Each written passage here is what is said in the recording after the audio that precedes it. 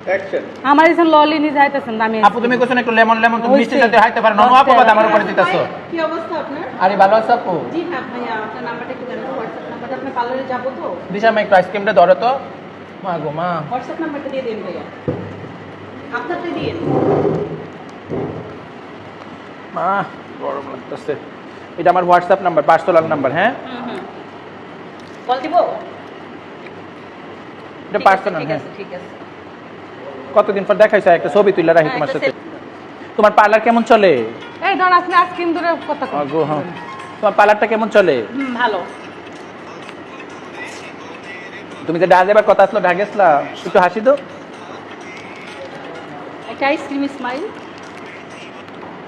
তোমার আমার আইসক্রিম এক রকম হইলো, আমার আইসক্রিম তো কি করতে শর্মা, তুমি যে আমার আইসক্রিম খাইছো, তোমার আইসক্রিম দিয়ে আমার দিয়ে দিছো।